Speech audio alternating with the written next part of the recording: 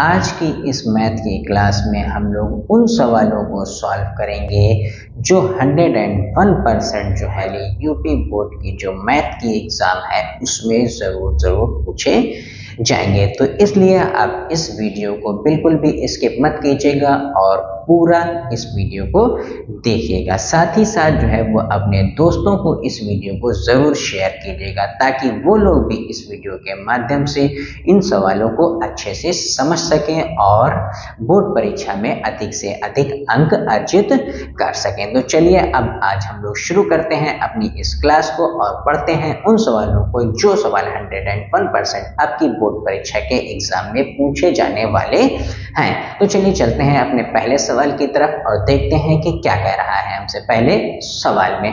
तो बात की जाए अगर पहले सवाल की, तो पहले सवाल में हमें दे रखा है कि रैखिक समीकरण निकाय को हल कीजिए। ये हमें दो समीकरण दे रखे हैं और हमसे कह रहा है कि इन दोनों समीकरणों को हल कीजिएगा।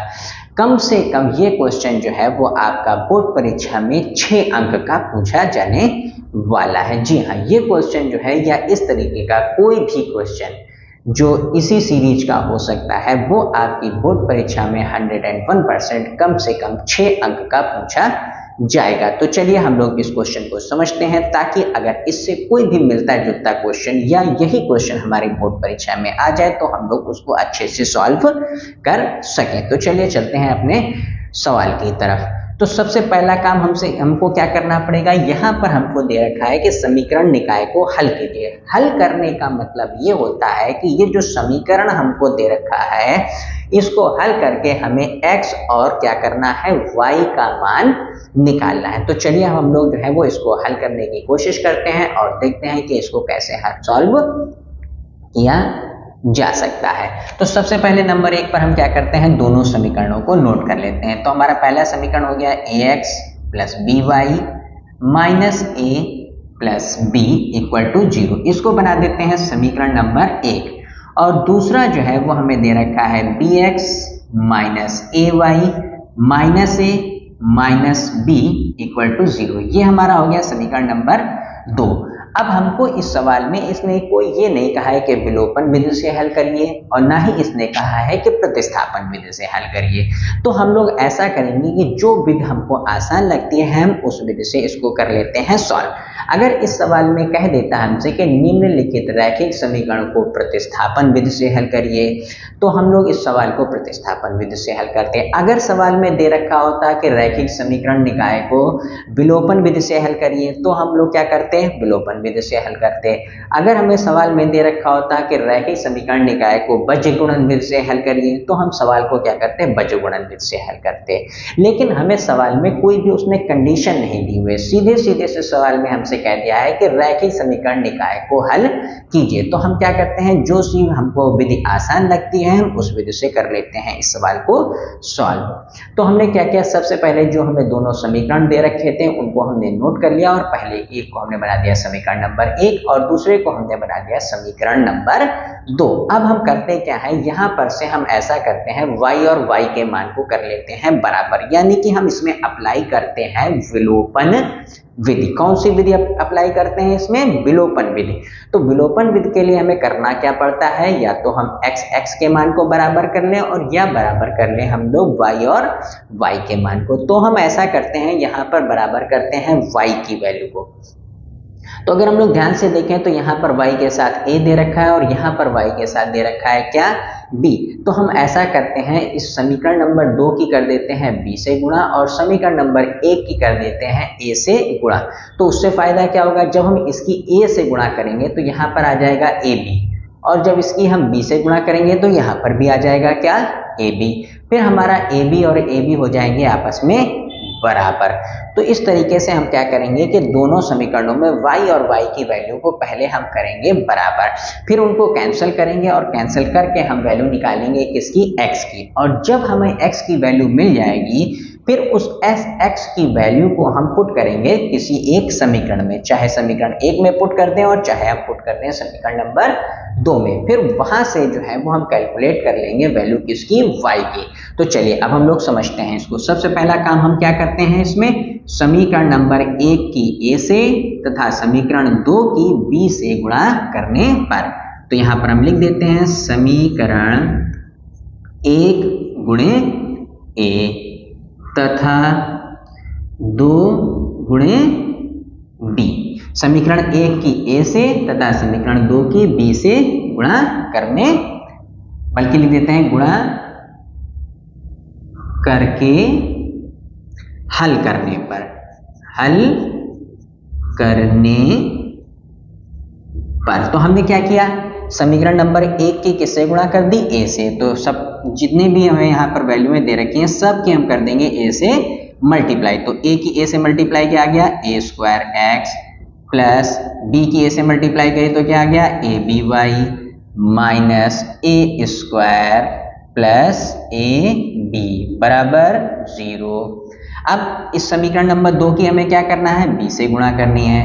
तो यहाँ पे क्या आ जाएगा, b square x minus a की b से गुणा करी a b y, फिर माइनस a b और माइनस b की घात 2 बराबर 0। अब हम क्या करेंगे, इन दोनों समीकरणों को कर लेंगे हल। तो यहाँ पर हमने नीचे एक अंडरलाइन खींची। अब हमने देखा कि y a b और यहाँ पर भी y a b, एक प्लस का है और एक है माइनस का, तो दोनों हो गए क्या, कैंसल। और यहाँ पर अब बचा क्या, a square x plus b square x। तो यहाँ से हमने x निकाल लिया कॉमन, तो हमारे पास अब ब्रैकेट के अंदर क्या बच जाएगा, a square plus b square. अब और आगे चलते हैं, तो ये प्लस का a b और ये माइनस का a b, ये हमारे कैंसिल हो गए। ये माइनस के a स्क्वायर और ये है माइनस का b स्क्वायर, ये दोनों गिनतियां जैसी थी इनको हम क्या करते हैं वैसा ही नोट कर लेते हैं। तो ये हो गया माइनस का a स्क्वायर माइनस का b स्क्वायर इक्वल टू 0। अब उसके बाद क्या किया जाए, अब हम ऐसा करते हैं यहाँ पर कि इन दोनों गिनतियों को उठाते हैं और बराबर के इस तरफ लिए जाते हैं। तो उससे होगा क्या, जो माइनस वाली गिनतियां हैं बराबर के जब दूसरी तरफ ट्रांसफर करेंगे तो वो किसकी हो जाएंगी, प्लस की हो जाएंगी। तो अब हमारे पास क्या आ गया, x ब्रैकेट के अंदर a square plus b square equal to minus का a स्क्वायर था, दूसरी तरफ ट्रांसफर किया तो क्या हो गया, प्लस का a स्क्वायर, माइनस के b स्क्वायर थे, दूसरी तरफ ट्रांसफर किया तो हो गया क्या, प्लस का b स्क्वायर। अब हम देख सकते हैं ये x के साथ में ये जो गिनती लिखी हुई है वो किस में है, मल्टीप्लाई में। तो हम इसको जब इक्वल टू के इधर ट्रांसफर करेंगे तो वो कहाँ चली आएगी, डिवाइड में। तो x इक्वल टू हमारे पास आ गया a square plus b square upon a square plus b square, और दोनों ऊपर नीचे एक जैसी गिनतियां थी, कैंसिल हो गई, तो हमारे पास x की वैल्यू कितनी निकल कर आ गई, 1। तो देखिए हम लोगों ने कितनी आसानी के साथ अपनी x की वैल्यू को कैलकुलेट कर लिया है। अब हम क्या करेंगे, फटाफट इस x की वैल्यू को जो है वो चाहे इक्वेशन नंबर 1 में या इक्वेशन नंबर 2 में हम क्या करेंगे, पुट कर देंगे, और पुट करके जो है वो हम कैलकुलेट कर लेंगे किसकी वैल्यू, y की वैल्यू। तो यहाँ पर हमारी x की वैल्यू निकल आई, x इक्वल टू कितना आ गया, 1। अब हम लिख लेंगे x इक्वल टू 1 समीकरण नंबर 1 में रखने पर। यहां पर लिख देते हैं x बराबर 1 समीकरण 1 में रखने पर। x बराबर 1 जो है वो हम रख देंगे किसमें, समीकरण नंबर 1 में। तो जहां पर x है वहां पर अब कितना आ जाएगा, 1। तो हमारे पास क्या आ गया, a गुणे 1 plus by minus a plus b बराबर 0। अब देखिए यहाँ पर a की 1 से गुणा होगी तो कितना आ जाएगा, a plus by minus a plus b बराबर 0। अब अगर हम ध्यान से देखें तो देखिए ये प्लस का a और ये माइनस का a हो जाएगा आपस में कैंसिल, और ये जो प्लस का b बचा है इसको हम ट्रांसफर कर देंगे इक्वल टू के दूसरी साइड पर। तो हमारे पास आ जाएगा by इक्वल टू माइनस के b।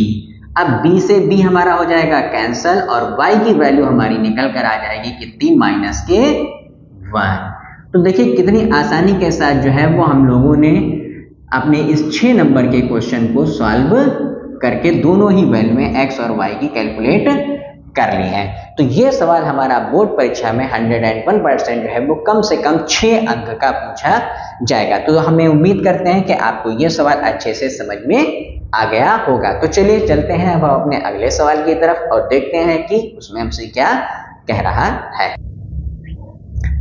तो बात की जाए अगर अपने अगले सवाल की, तो अगले सवाल में हमसे कह रहा है कि एक पासे को एक बार फेंका जाता है, निम्नलिखित को प्राप्त करने की प्रायिकता ज्ञात कीजिए। अब यहाँ पर हमें 3 कंडीशनें दे रखी हैं और इन तीनों कंडीशनों की जो है वो हमें निकालनी है प्रायिकता कि इनकी क्या प्रोबेबिलिटी होगी। पहली कंडीशन क्या है, एक अभाज्य संख्या। हमें बताना है कि एक पासे को अगर हम एक बार फेंकते हैं तो उसमें अभाज्य संख्या आने की प्रायिकता कितनी होगी। फिर दूसरी कंडीशन में 2 और 6 के बीच स्थित कोई संख्या आने की प्रायिकता क्या होगी। तीसरी कंडीशन में हमसे कह रहा है कि एक विषम संख्या आने की प्रायिकता क्या होगी। तो हमसे उसने कहा है कि एक पासे को एक बार फेंका जाता है, तो एक पासे में होती है कुल कितनी संख्याएं, 6। यानी कि एक चीज तो हमको क्लियर है कि एक पासे को अगर एक बार फेंका जा सकता है तो उसमें 6 में से कोई एक संख्या आ सकती है, चाहे तो 1 आ जाएगा या 2 आ सकता है, 3 आ सकता है, 4 आ सकता है, 5 आ सकता है और आ सकता है 6। यानी कि 6 से ज्यादा कोई अंक नहीं आ सकता है। तो इसका मतलब ये हुआ कि अगर हम यहाँ पर अपना सॉल्यूशन नोट करें तो संभव परिणाम कितने हो गए, संभव परिणाम बराबर होंगे 6। यानी कि एक पासे में कुल कितने संभव परिणाम हो सकते हैं, 6। यानी कि 1 से लेकर 6 तक कोई भी गिनती आ सकती है, वो होते हैं हमारे संभव परिणाम। परिणाम मतलब पासे पर 1 भी आ सकता है, पासे पर 2 आ सकता है, 4 आ सकता है, 6 आ सकता है। यानी कि 6 तरीके से जो है वो पासा जो है वो गिर सकता है। अब हमसे पूछा क्या गया पहली कंडीशन में, एक अभाज्य संख्या। अभाज्य संख्या यानी कि पासे में कौन कौन सी अभाज्य संख्याएं होती हैं। तो देखिए पासे में होती है हमारी कुल 3 अभाज्य संख्याएं। कौन कौन सी, 2, 3 और 5। तो पासे में कुल कितनी अभाज्य संख्याएं होती हैं, 3। कौन कौन सी, 2, 3 और 5। अब हम यहाँ पर फर्स्ट पार्ट लिखते हैं, तो यहाँ पर लिख लेते हैं पासे में अभाज्य संख्याएं बराबर, पासे में अभाज्य संख्याएं, अभाज्य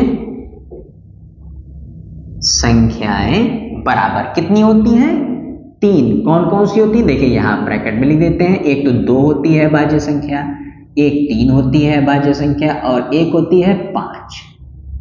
2, 3 और 5 यानी कि अभाज्य संख्याएं वो होती हैं जो स्वयं से कटती हैं और किसी दूसरी गिनती से नहीं कटती। 2 सिर्फ 2 से ही कटता है और किसी के टेबल में नहीं आता है। 3 सिर्फ 3 से ही कटता है और किसी के टेबल में नहीं आता है। 5 सिर्फ 5 से ही कटता है और किसी के टेबल में नहीं आता है। तो हमारी हो गई पासे में अभाज्य संख्याएं कितनी होती हैं, 3। तो प्रायिकता क्या निकल के आएगी अब हमारी, तो प्रायिकता बराबर हो जाएगा,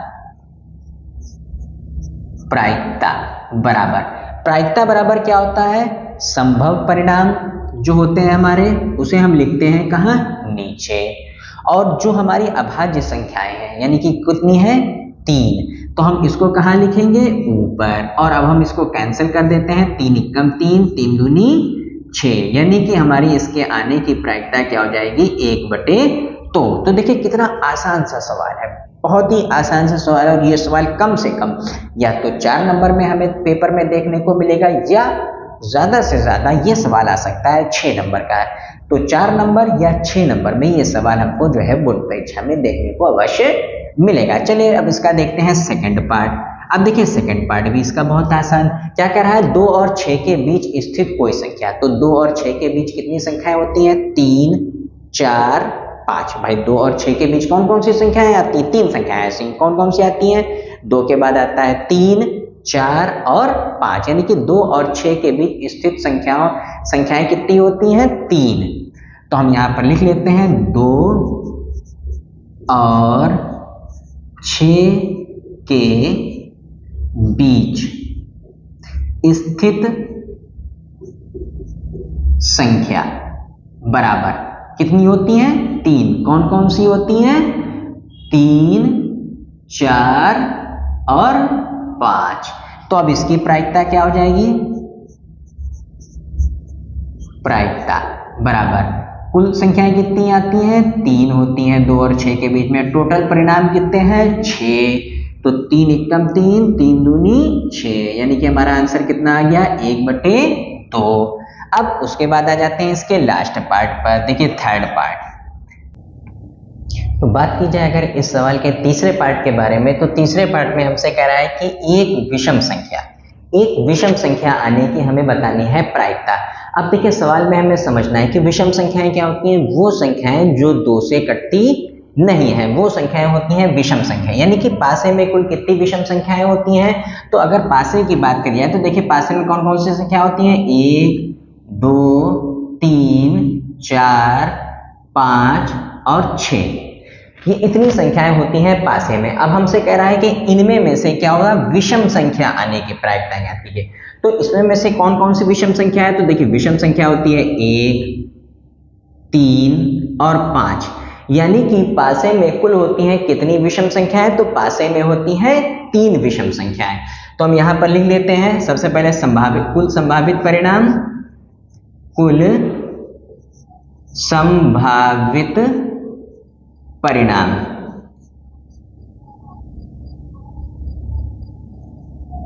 कुल संभावित परिणाम बराबर होते हैं 6, क्योंकि एक पासे में कुल कितनी संख्याएं होती हैं? 6। अब विषम अंक आने की संख्या कितनी होती है? विषम अंक कितने होते हैं? तो पासे में कुल विषम अंक बराबर 3। कौन कौन से? 1, 3 और 5। तो यहां पर लिख लेते हैं पासे में विषम संख्या बराबर कितनी होती हैं? 1, 3, 5। यानी कि 3 संख्याएं। कितनी संख्याएं? 3 संख्याएं। तो अब हमें निकालनी क्या है? इसकी प्रायिकता। तो चलिए अब इसकी हम प्रायिकता देख लेते हैं क्या होती है। प्रायिकता बराबर हो जाएगा, प्रायिकता बराबर कितनी संख्याएं होती हैं? 3। तो 3 को हमने लिख दिया ऊपर। और कुल संभावित परिणाम कितने हैं? 6। तो 3 एकम 3, 3 दूनी 6। यानी कि इसका आगे हमारी प्रायिकता कितनी आ गई? 1/2। तो इस तरीके से देखें हम लोगों ने इस सवाल के तीनों पार्टों को बहुत ही अच्छे से जो है वो स्टेप बाय स्टेप करके समझ लिया है। हम उम्मीद करते हैं कि ये सवाल आपको अच्छे से समझ में आ गया होगा। तो चलिए अब चलते हैं अपनी इसी सीरीज के अगले सवाल की तरफ और देखते हैं कि हमसे उस सवाल में क्या कह रहा है। तो बात की जाए अगर अपने अगले सवाल की, तो अगले सवाल में हमसे कह रहा है कि दिए गए चित्र में, ये हमको एक फिगर सवाल में दे रखा है और कह रहा है कि दवा का एक कैप्सूल एक बेलन के आकार का है। यानी कि ये फिगर जो है देखिए आधा जो है वो हमारा किसके आकार का बना हुआ है? बेलन के आकार का। और बेलन के दोनों साइडों पर जो है वो एक अर्धगोलाकार कैप लगी हुई है। यानी कि सवाल में जो ये दवा का इन्होंने कैप्सूल बनाया है वो कैप्सूल क्या है? बेलन के आकार का है। और इस बेलन के दोनों साइडों पर जो है वो क्या लगी हुई है? एक अर्धगोलाकार कैप लगी हुई है। और इस कैप का जो है हमें कुल लंबाई कितनी दे रखी है? 14 मिलीमीटर। यानी कि इस कैप्सूल की जो है वो टोटल हमें लेंथ कितनी दे रखी है? 14 मिलीमीटर। और साथ ही साथ हमें क्या दे रखा है? और उसका व्यास कितना दे रखा है? व्यास हमें दे रखा है 5 मिलीमीटर। यानी कि ये जो अर्धगोले हैं, इन अर्धगोलों का व्यास और बेलन का व्यास की अगर बात करी जाए तो हमें कितना दे रखा है? 5 मिलीमीटर। तो अगर चलिए अब हम सबसे पहला काम क्या करते हैं, जो हमें व्यास दे रखा है उसका हम कर लेते हैं आधा, यानी कि 5 का आधा कर लेते हैं। तो हमें मालूम क्या चल जाएगा? बेलन की त्रिज्या और अर्धगोले की त्रिज्या। तो 5 का अगर आधा कर लिया जाए तो कितना हो जाएगा? 2.5। यानी कि हमारी गोले की त्रिज्या कितनी हो गई? 2.5। इसी तरीके से जो ये ऊपर अर्धगोला लगा हुआ है उसकी भी त्रिज्या कितनी हो जाएगी? 2.5। अब हम पहले नंबर 1 पर क्या करते हैं? सभी वैल्यूओं को नोट करते हैं। जो जो वैल्यू हमें सवाल में दे रखी है उन वैल्यूओं को हम कर लेते हैं नोट। सबसे पहले क्या दे रखा है? वृत्त। ये हो गया हमारा वृत्त के लिए, बना लेते हैं एक पार्ट और यहां पर लिख लेते हैं बेलन की सारी वैल्यूएं। बेलन। बेलन के लिए ऊंचाई कितनी दे रखी है? अब देखिए बेलन के अगर ऊंचाई की बात करिए तो बेलन सिर्फ कहां से कहां तक है? बेलन जो है वो हमारा है यहां से यहां तक, ये है बेलन। तो अब यहां से यहां तक की ऊंचाई हम कैसे निकालेंगे, जबकि हमें पूरी ऊंचाई कितनी दे रखी है? 14 मिलीमीटर। तो इस 14 मिलीमीटर में इतनी ऊंचाई ये वाली और इतनी ऊंचाई ये वाली क्या कर देंगे हम? माइनस कर दें। तो ये कितना है? 2.5 और ये कितना है? 2.5, यानी कि 2.5 और 2.5 मिलाकर कितने हो गए? 5। तो 14 में से अगर हम 5 माइनस कर दें तो जो बचने की वैल्यू वो हमारी क्या हो जाएगी? बेलन की ऊंचाई। तो 14 में से 5 हमने माइनस कर दिया तो कितना आ गया? 9 मिलीमीटर। यानी कि ये जो हमारा बेलन है उसकी जो है वो ऊंचाई कितनी होगी? 9 मिलीमीटर होगी। तो चलिए बेलन की ऊंचाई हमें मालूम चल गई कितनी हो गई? 9 मिलीमीटर। फिर उसके बाद और हमें क्या दे रखा है? बेलन की त्रिज्या। बेलन की त्रिज्या कितनी है? 2.5 मिलीमीटर। फिर वृत्त में आ जाते हैं। वृत्त के लिए सिर्फ हमें एक ही चीज की जरूरत पड़ती है, वृत्त की त्रिज्या यानी कि रेडियस कितनी है? 2.5 मिलीमीटर। वो हमें कहां से मिली? हमें उसका व्यास दे रखा था कितना? 5 मिलीमीटर, और 5 का हमने आधा कर दिया तो कितना बन गया हमारा? 2.5। अब बात करते हैं कि हमें निकालना क्या है। हमको निकालना है इनका पृष्ठीय क्षेत्रफल, यानी कि इस पूरे कैप्सूल का जो है वो हमें बताना है पृष्ठीय क्षेत्रफल कितना होगा। तो चलिए हम यहां पर से कैलकुलेट कर लेते हैं, लिख लेते हैं कुल पृष्ठीय क्षेत्रफल बराबर। अब कुल पृष्ठीय क्षेत्रफल निकालने के लिए हमें देखिए इसमें 3 चीजें दे रखी है। कौन कौन सी? एक तो ये पहले अर्धगोला दे रखा है, फिर उसके बाद ये बेलन दे रखा है, और फिर उसके बाद ये हमें दूसरा अर्धगोला दे रखा है। यानी कि हमें इसका पूरे का पृष्ठीय क्षेत्रफल निकालने के लिए 2 अर्धगोलों का पृष्ठीय क्षेत्रफल चाहिए होगा और बेलन का पृष्ठीय क्षेत्रफल चाहिए होगा। दोनों को हम आपस में क्या करें? ऐड कर दें तो हमें पता चल जाएगा कि इस पूरे कैप्सूल का टोटल पृष्ठीय क्षेत्रफल कितना होगा। तो एक चीज अगर हम ध्यान से देखें, देखिए आधा गोला ये है और आधा गोला है ये, तो आधे और आधे अगर गोले को आपस में जोड़ दिया जाए तो क्या बन जाएगा? एक पूरा गोला बन जाएगा। यानी कि इसमें अगर हम एक पूरे गोले का पृष्ठीय क्षेत्रफल निकाल लें और बेलन का पृष्ठीय क्षेत्रफल निकाल लें और दोनों के पृष्ठीय क्षेत्रफल को दें आपस में हम क्या? जोड़, तो हमें पता चल जाएगा कि इस पूरे कैप्सूल का पृष्ठीय क्षेत्रफल कितना है। तो चलिए अब हम यहाँ पर क्या करते हैं? कुल पृष्ठीय क्षेत्रफल में क्या करते हैं? पूरे गोले का पृष्ठीय क्षेत्रफल। पूरे गोले का पृष्ठीय क्षेत्रफल क्या हो जाएगा? 4πr² प्लस बेलन का पृष्ठीय क्षेत्रफल। बेलन का पृष्ठीय क्षेत्रफल क्या होता है? 2πrh। यहां तक हो गया। अब हम इसमें में से देख लेते हैं कि जो गिनती हमारी कॉमन आने वाली है उसे हम कॉमन निकाल लेते हैं और बाद बाकी गिनतियों को जैसा था वैसे ही लिखा रहने देते हैं। तो यहां पर से अगर हम कॉमन देखें तो हमारे पास देखिए 2π कॉमन आ सकता है और एक r कॉमन आ सकता है, यानी कि 2πr कॉमन आ जाएगा। 2πr कॉमन आ गया। अब बचा हमारे पास क्या? यहां पर से बच जाएगा 2r प्लस h। अब चलिए अब हम क्या करते हैं? यहां पर सारी वैल्यूओं को पुट कर देते हैं। तो हमारे पास कितनी है? 2 का 2 हो गया, पाई का मान 22/7 गुणे r। r का मान कितना है? 2.5, 2.5। फिर उसके बाद 2r यानी कि 2 गुणे 2.5 प्लस h का मान कितना है? 9। अब हम इसको कैलकुलेट कर लेते हैं और कैलकुलेट करके जो हमारा निकल कर आएगा वो हो जाएगा हमारा इस कैप्सूल का कुल पृष्ठीय क्षेत्रफल। तो आप लोग समझ लीजिए अच्छी सी तरीके से इसको हमने इसका कुल पृष्ठीय क्षेत्रफल निकालने के लिए क्या किया? इन दोनों अर्धगोलों का पृष्ठीय क्षेत्रफल निकाला और बेलन का पृष्ठीय क्षेत्रफल।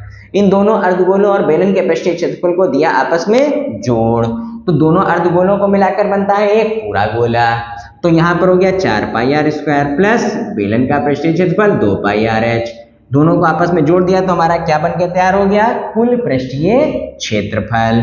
यहाँ पर से हमने देखा कि क्या कॉमन आ सकता है, तो 2πr हमने कॉमन निकाल लिया। फिर जो बच गया उसको हमने ब्रैकेट के अंदर लिख दिया और फिर हमने जो वैल्यूएं नोट करी थी चित्र को देखकर उन वैल्यूओं को रख दिया यहाँ पर। अब हम इसको करेंगे कैलकुलेट। तो देखिए सबसे आसान बात, 2 को 2.5 से गुणा करेंगे तो कितना आ जाएगा? 5। और 5 की हम कर देते हैं किससे गुणा? 22 से। तो 5 की 22 से गुणा करेंगे कितना हो जाएगा? 110। तो हमारे पास आ गया 110/7। ब्रैकेट के अंदर 2 की 2.5 से गुणा करेंगे तो कितना आ जाएगा? 5। और 5 में 9 जोड़ देंगे तो 9 और 5 कितने हो गए 14। तो यहाँ पर ब्रैकेट में कितना आ गया हमारे पास 14, फिर 7 से काट देते हैं, 7 दूनी 14। देखिए कितनी आसानी के साथ इसकी कैलकुलेशन हो गई। अगर आप इस तरीके से इसकी कैलकुलेशन करेंगे तो ये सवाल आपका बहुत ही आसानी के साथ लग जाएगा। और अगर आप इसमें जो है पहले ही वैल्यूएं निकालते हैं और अलग अलग करके इसको लगाते हैं तो इसकी कैलकुलेशन जो है वो थोड़ी सी हो जाएगी टिपिकल। हमें हमेशा वो तरीका अप्लाई करना चाहिए जिसमें जो है इसकी कैलकुलेशन जो है वो सवाल की हो जाए कैसी आसान। अब देखिए बहुत आसान सी बात है, 110 की जो है वो हम गुणा कर देंगे किससे 2 से, तो 2 से 110 की गुणा करेंगे तो कितना जाएगा 220 मिलीमीटर स्क्वायर। तो ये हमारा निकल कर आ गया कुल पृष्ठीय क्षेत्रफल। अब देखिए ये सवाल जो है वो 2019 की बोर्ड परीक्षा में जो है वो हमारा 6 अंक का पूछा गया था। कितना आसान सा सवाल है और देखिए बहुत ही आसानी से के साथ इसकी हमने कैलकुलेशन करके जो है वो इस सवाल को समझ लिया है। हम उम्मीद करते हैं कि ये सवाल आपको अच्छे से समझ में आ गया होगा। तो चलिए अब चलते हैं अपने इसी सीरीज के अगले सवाल की तरफ और देखते हैं कि हमसे उसमें क्या कह रहा है। तो बात की जाए अगर अपने इसी सीरीज के अगले सवाल के बारे में, तो देखिए अगला सवाल हमसे कह रहा है कि किसी मीनार के आधार से एक ही सरल रेखा में A तथा B दूरी पर स्थित 2 बिंदुओं A तथा B से देखने पर मीनार के शिखर के उन्नयन कोण एक दूसरे के कोटि पूरक हैं। यानी कि कह रहा है कि ये कोई हो गई हमारी क्या एक मीनार। इस मीनार से जो है वो क्या कह रहा है कि मीनार के आधार से एक ही सरल रेखा में, मीनार के आधार से हम देखिए एक सरल रेखा बना ले रहे हैं, एक ये सरल रेखा बना ले। यहां पर हमारे पास 2 पॉइंट हैं, कौन कौन से हैं, ए है और बी बिंदु है। एक पॉइंट ए बना लेते हैं और एक पॉइंट बना देते हैं बी। अब यहां पर से जो है जब ये मीनार के शिखर को देखता है और यहां पर से एक व्यक्ति है जो इस बी पॉइंट से मीनार के शिखर को देखता है, तो कितनी कितनी दूरी पर ये ए और बी पॉइंट है, एक ही सरल रेखा से ए तथा बी दूरी पर।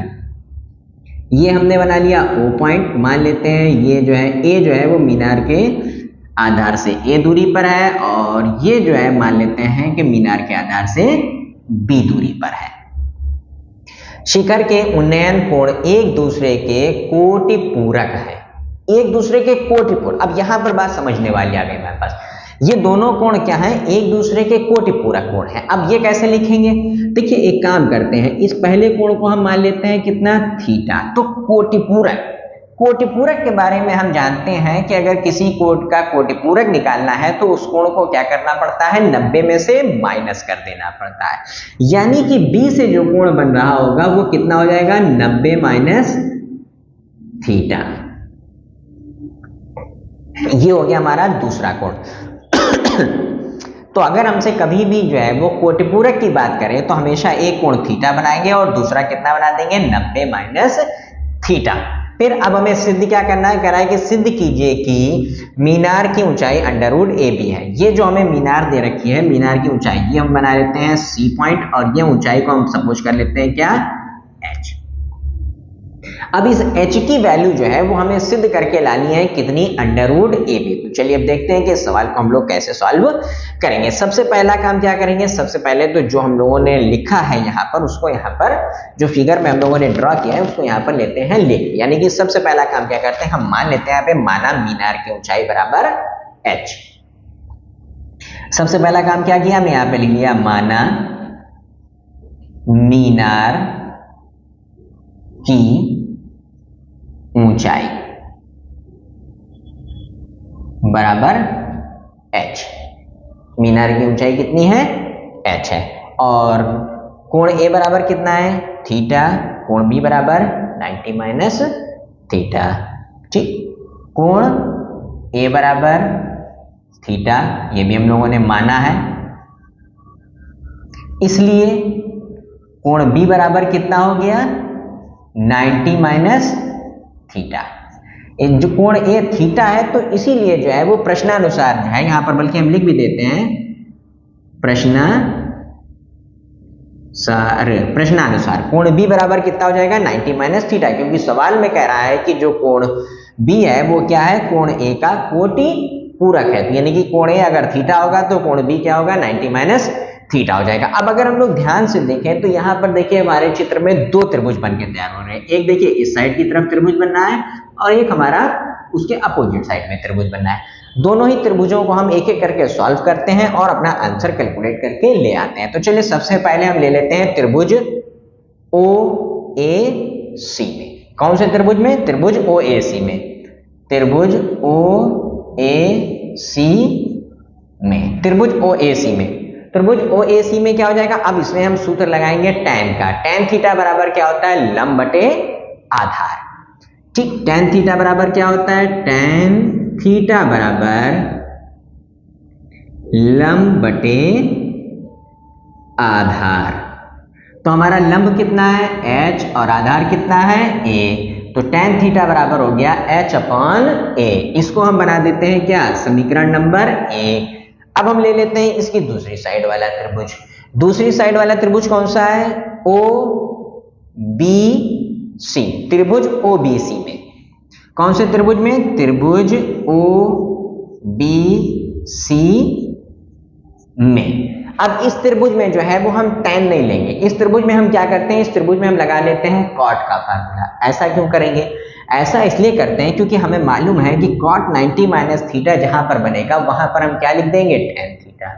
तो हम tan थीटा का फार्मूला क्यों लगाएं? क्योंकि tan थीटा अगर हम फार्मूला लगाएंगे तो वो 90 माइनस करके हमारा किस में बदल जाएगा? cot में बदल जाएगा। तो इसीलिए हम फार्मूला लगाते हैं किसका? cot का, ताकि वो जब चेंज हो तो हमारा जो है वो tan में कन्वर्ट होकर आ जाए। तो यहां पर हम फार्मूला लगा देते हैं cot थीटा का। तो त्रिभुज एबीसी में हमने किसका फार्मूला लगाया? cot थीटा का। cot थीटा बराबर क्या होता है? आधार बटे लंब। आधार कितना है? b, लंब कितना है? h। तो cot की जगह पर cot का मान रख देते हैं। तो यहां पर थीटा का मान कितना है? 90 माइनस थीटा बराबर कितना आ गया? b upon h। तो अब हम यहां पर लिख सकते हैं, अब यहां पर हम खोल देते हैं सूत्र। cot 90 माइनस थीटा क्या होता है? tan theta. यानी कि हमने कैलकुलेट करके निकाल लिया tan थीटा बराबर b अपॉन h। इसको हमने बना दिया समीकरण नंबर 2। अब हम क्या करते हैं? समीकरण नंबर 1 से tan थीटा का मान उठाते हैं और ले जाकर रख देते हैं कहां पर? समीकरण नंबर 2 में। देखिए हमने क्या किया, सबसे पहले cot का सूत्र लिखा, आधार बटे लंब, आधार b, लंब h, थीटा की जगह पे थीटा का मान रखा। थीटा का मान कितना है? 90 माइनस थीटा। तो थीटा की जगह पर आ गया 90 माइनस थीटा। फिर यहां पर लगा दिया हमने सूत्र किसका? cot 90 माइनस थीटा का। तो cot 90 माइनस थीटा बराबर क्या होता है? tan theta. तो आ गया हमारे पास tan थीटा बराबर b अपॉन h। और इसको हमने बना लिया क्या? समीकरण नंबर 2। और अब लिखते हैं समीकरण 1 से tan थीटा का मान समीकरण नंबर 2 में रखने पर यहां पर लिख देते हैं समीकरण 1 से tan थीटा का मान समीकरण 2 में रखने पर, समीकरण नंबर 2 में रख देते हैं। तो यहां से tan थीटा का मान कितना है? h upon a। तो ये जो tan थीटा दे रखा है इसकी जगह पर कितना आ गया? h अपॉन a बराबर b अपॉन h का b अपॉन h उतार लिया। और अब हम कर देते हैं इसकी क्रॉस मल्टीप्लाई। तो जब इसकी हम क्रॉस मल्टीप्लाई करेंगे तो देखिए h की h से मल्टीप्लाई करेंगे क्या आ जाएगा? h स्क्वायर बराबर a की b से मल्टीप्लाई करेंगे तो हमारे पास क्या आ जाएगा? ab। और जो हम जानते हैं कि जब स्क्वायर को उठा कर दूसरी तरफ ट्रांसफर करते हैं तो क्या जाता है? Under root ab। और यही हमें क्या करना था? प्रूव करके लाना था। तो देखिए बहुत ही आसानी के साथ जो है वो हम लोगों ने इस ऊंचाई दूरी के 6 अंक के सवाल को बहुत ही आसानी के साथ जो है वो सॉल्व कर लिया। हम उम्मीद करते हैं कि ये सवाल आपको अच्छे से समझ में आ गया होगा। तो चलिए चलते हैं अब हम लोग अपने इसी सीरीज के आखिरी सवाल की तरफ और देखते हैं कि हमसे उसमें क्या कह रहा है। तो बात की जाए अगर अपने अगले सवाल के बारे में, तो अगले सवाल में हमसे देखिए कह रहा है कि किसी समांतर श्रेणी के प्रथम और अंतिम पद क्रमशः, यानी कि हमें पहला पद दे रखा है और अंतिम पद यानी कि लास्ट पद दे रखा है। पद क्रमशः कितने हैं? 17 और 350 है। यानी कि हमको जो है वो कह रहा है कि पहला पद कितना है? 17 है और अंतिम पद कितना है? 350 है। तो देखिए हम लोग जानते हैं कि समांतर श्रेणी जो होती है उसमें पहला पद किससे डिनोट किया जाता है? ए से। यानी कि a बराबर कितना दे रखा है 17, और फिर उसके बाद अंतिम पद यानी कि l बराबर हमें कितना दे रखा है 350 है। और यदि सार्वांतर 9 है, फिर d का मान हमें दे रखा है d बराबर 9। इसमें कितने पद हैं, यानी कि अब हमें सबसे पहले निकाल कर लाना है पदों की संख्या, फिर दूसरी चीज क्या निकालनी है, इनका योग। तो चलिए सबसे पहला काम हम क्या करते हैं, निकालते हैं पदों की संख्या यानी कि n बराबर। अब हम अगर सवाल को ध्यान से देखें तो इसमें हमें पहला पद पता है और अंतिम पद पता है, तो और हमें निकालना है n का मान। तो हम ऐसा करते हैं, यहाँ पर अंतिम पद वाला फार्मूला लगा लेते हैं, यानी कि l बराबर क्या होता है, l बराबर होता है a plus n minus 1 into D. ये सूत्र हमने क्यों लगाया, ये सूत्र हमने n निकालने के लिए इसलिए लगाया था क्योंकि इस सूत्र में हमें l का भी मान पता है, a का भी हमें मान पता है और हमें d का भी मान पता है। तो हम क्या करेंगे, इस सूत्र में हमें सभी की वैल्यू में पता है और हम इसमें जो है वो क्या करेंगे, n का मान निकाल लेंगे। तो हम हमेशा वही सूत्र इसमें अप्लाई करते हैं जिसकी हमें ज्यादा से ज्यादा वैल्यू में पता हो। तो चलिए अब हम लोग क्या करते हैं, अब यहाँ पर l की जगह पे l का मान रख देते हैं। l बराबर कितना है 350, फिर बराबर a का मान कितना हो गया 17 plus n minus 1 into D का मान कितना है 9। अब इसके बाद क्या किया जाए, यहाँ पर से 17 को उठा कर ले आते हैं इधर, तो 350 माइनस 17 हो जाएगा, 350 माइनस 17 बराबर 9 की हमने n से गुणा करी तो कितना आ गया 9n माइनस 9। अब 350 में से हम क्या करते हैं, 17 को घटा देते हैं और ये माइनस का जो 9 था उसको उठाकर हम ले आते हैं यहाँ पर, तो वो क्या हो जाएगा प्लस का 9। तो यहाँ ऐसा कर लेते हैं, यहाँ पर लिख लेते हैं 350 माइनस 17 प्लस 9 बराबर 9n। अब देखिए ये प्लस के 350 और प्लस के 9 मिला लेंगे तो कितने हो गए, प्लस के 359, और 359 में से जो है वो हम घटा देते हैं कितना 17, तो कितने हो गए 359 माइनस 17 इक्वल टू 9n। तो अब यहाँ पर से माइनस करना शुरू करते हैं, 9 में से हम 7 को माइनस कर देते हैं तो कितना आ जाएगा 2, फिर 5 में से 1 को माइनस कर दिया कितना आ गया 4, 3 का 3, 342 इक्वल टू हो गया 9n। यानी कि अब हमारे पास क्या हो गया, n के साथ देखिए 9 किस में है, मल्टीप्लाई में, तो इक्वल टू के इधर ट्रांसफर करेंगे तो कहाँ चला जाएगा, डिवाइड में। तो n इक्वल टू हमारे पास आ गया 342/9। अब इसको हम क्या करते हैं, 9 से क्या करते हैं कैंसिल कर लेते हैं। तो चलिए अब इसको कैंसिल करना शुरू करते हैं, यहाँ पर से सीधे सीधे हम कैंसिल कर देते हैं 9 से, 27 ये हो गया। अब हमारे 34 में से जो है वो हम 27 को क्या करते हैं, घटा देते हैं, तो हमारे पास बचेगा कितना 7 और 2 मिला लेंगे कितना हो जाएगा 72, तो 9 8 72, यानी कि n बराबर कितना आ गया 38। तो हमने ये तो निकाल लिया कि इसमें पदों की संख्या कितनी होगी, पदों की संख्या बराबर हो गई 38। यहाँ पर हम लिख देते हैं पदों की संख्या बराबर 38, पहला आंसर हमारा निकल कर आ गया। अब इसके सेकंड पार्ट में हमसे कह रहा था कि इनका योगफल निकालें। तो योगफल निकालने के लिए हमें सबसे आसान सा सूत्र मालूम होता है, Sn बराबर क्या होता है n/2 ब्रैकेट के अंदर 2a plus n minus 1 into D.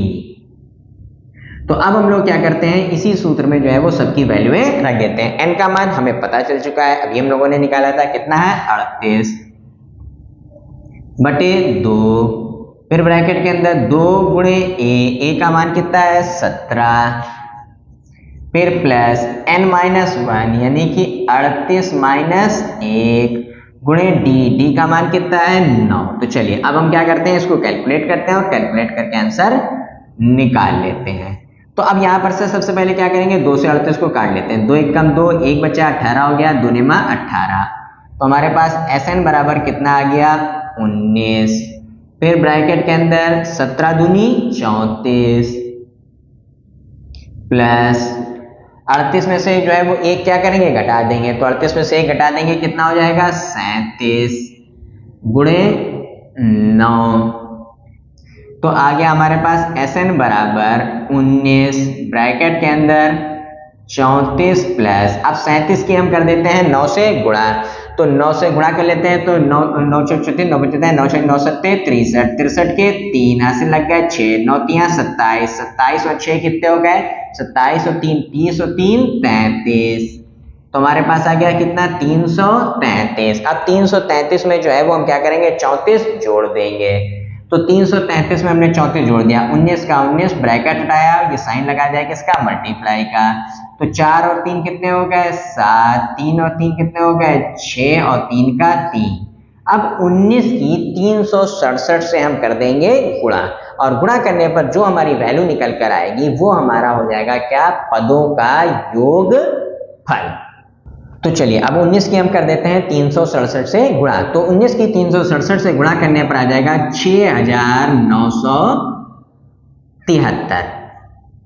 तो ये हमारा निकल कर आ गया क्या पदों का योगफल। कौन से पदों का, ये जो 38 पद हम लोगों ने अभी निकाले थे, इन 38 पदों का अगर टोटल किया जाए तो टोटल करने पर कितना आ जाएगा 6973 आ जाएगा। तो इस तरीके से देखिए हम लोगों ने इस समांतर श्रेणी के इस सवाल को बहुत ही अच्छे से जो है वो एक एक कर स्टेप बाय स्टेप करके जो है वो अच्छे से समझ लिया है। तो हम उम्मीद करते हैं कि आज की इस सीरीज में बताए गए आपको ये पांचों इंपॉर्टेंट सवाल जो है वो अच्छे से समझ में आ गए होंगे।